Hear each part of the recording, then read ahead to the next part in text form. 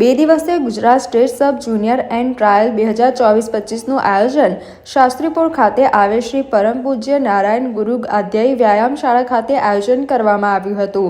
Gujarat state judo association તથા શ્રી પરમહંસ નારાયણ ગુરુ આર્ધ વ્યાયામ શાળા અને બરોડા ડિસ્ટ્રિક્ટ જુડો એસોસિએશનના સંયુક્ત ઉપક્રમે સબ જુનિયર એન્ડ ટ્રાયલ 2024-25નું આયોજન કરવામાં આવ્યું હતું, જેમાં મોટી સંખ્યામાં બોયઝ અને ગર્લ્સ આ સ્પર્ધામાં ઉપસ્થિત રહ્યા હતા। સ્પર્ધાની શરૂઆત પહેલા ખેલાડીઓ સહિત અધિકારીઓ તેમજ આયોજકો દ્વારા 5 મિનિટનું મૌન પાળવામાં આવ્યું હતું, જેનું મુખ્ય કારણ દેશના પૂર્વ પ્રધાનમંત્રી મનમોહન સિંહના દુઃખદ નિધન છે। ત્યારે સ્પર્ધામાં ભાગ લેનાર ખેલાડીઓ, આયોજકો, રેફરી વગેરે દ્વારા પોતાના હાથે કાળા રિબિન બાંધી સ્પર્ધાની શરૂઆત કરવામાં આવી હતી। આ પ્રસંગે શ્રી પરમહંસ નારાયણ ગુરુ આર્ધ વ્યાયામ શાળાના પ્રમુખ મોહન વિચારે તેમજ ગુજરાત સ્ટેટ જુડો એસોસિએશનના president Atmaram Patel, Baroda district judo એસોસિએશનના આઝાદભાઈ સુર્વે વિશેષ ઉપસ્થિત રહી ખેલાડીઓનું પ્રોત્સાહન પૂરું પાડ્યું હતું। તારીખ 28 ડિસેમ્બરથી લઈને 29 ડિસેમ્બર સુધી Gujarat state sub junior and trial 2024-25 યોજાઈ રહી છે, જેના બાદ વિજેતા રાષ્ટ્રીય કક્ષાએ પોતાનું સિલેક્શન અંકિત કરી શકશે તેવી આશા ગુજરાત સ્ટેટ જુડો એસોસિએશનના પ્રેસિડેન્ટ દ્વારા કરવામાં આવી છે। આજે સિલેક્શન છે જુડોનું ઓલ ગુજરાત, એના સંદર્ભમાં આયોજન કરવામાં આવ્યું છે અને એમાં બહુ મોટી સંખ્યામાં બધા ઓલ ગુજરાતમાંથી જુનિયર અને ક્રેડિટ એ બેઓ વિદ્યાર્થીઓએ ભાગ લીધેલો છે। સંપૂર્ણ વ્યવસ્થા નારાયણ ગુરુ આર્ધ વ્યાયામ શાળા તરફથી કરવામાં આવી છે।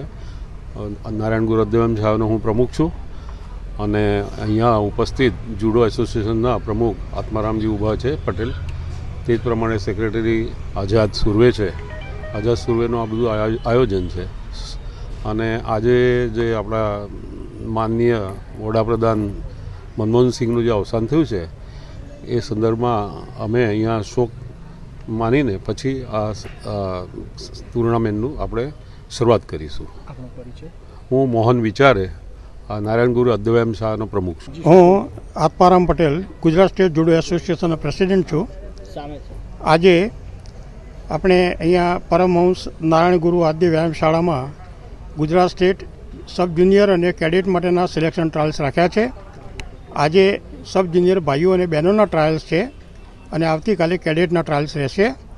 હવે આ ટ્રાયલ્સ રાખવાનું મુખ્ય કારણ તો એ થયું કે આપણે તો રેગ્યુલર સ્ટેટ ટુર્નામેન્ટ તો પૂરી કરી દીધી છે, પણ છેલ્લી ઘડીએ જુડો ફેડરેશન ઓફ ઇન્ડિયા તરફથી નેશનલ ઇવેન્ટ ડિક્લેર થઈ અને એમાં ખેલાડીઓનું વય જૂથ છે એમાં ફેરફાર કરી દીધો, એટલે આપણા જે સિલેક્ટ થયેલા પહેલાં ખેલાડીઓ હતા એ આમાં રમી શકે નહીં, એટલે આપણે ફરીથી સિલેક્શન ટ્રાયલ ગોઠવવાની ફરજ પડી છે અને આજે અહીંયા આ વ્યાયામશાળામાં આ ટ્રાયલ્સ ગોઠવ્યા છે અને દર વખતે આપણને વ્યાયામશાળા તરફથી બહુ સારો સહકાર મળે છે, ખેલાડીઓને સારું પ્રોત્સાહન પણ મળે છે અને બધી સ્પર્ધાઓ સફળતાપૂર્વક યોજાય છે।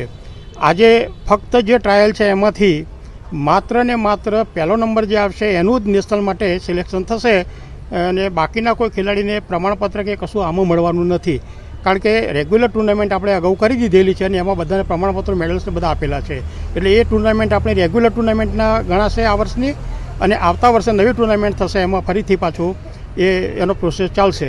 એટલે આ વર્ષ પૂરતું જ આ ફેરફાર થયો છે અને એટલે આપણે આ સિલેક્શન ટ્રાયલ રાખ્યા છે અને એમાં બહેનો અને ભાઈઓ બંને થઈને 166 ખેલાડી ભાઈ બહેનો અત્યારે ભાગ લીધો છે। એન્ટ્રી તો 190ની હતી પણ એમાં કેટલાક ગેરહાજર રહ્યા છે। હા, આજે આમ તો સામાન્ય રીતે અમારી દરેક સ્પર્ધામાં અહીંયા જ્યારે યોજાય છે ત્યારે એનો ઉદ્ઘાટન સમારંભ કોઈ વિશિષ્ટ મહાનુભાવોને બોલાવીને એમની પ્રેરણાથી અને એમના પ્રોત્સાહનથી શરૂ કરવામાં આવે છે, પણ તાજેતરમાં આપણા પૂર્વ ડૉક્ટર મનમોહન સિંહ જે આપણા વડાપ્રધાન હતા એમનું અવસાન થવાથી એમની શ્રદ્ધાંજલિ રૂપે આજે પ્રાર્થના રાખી 2 મિનિટનું મૌન રાખીને એમને શ્રદ્ધાંજલિ આપીશું અને પછી અમે આ ટ્રાયલ શરૂ કરીશું।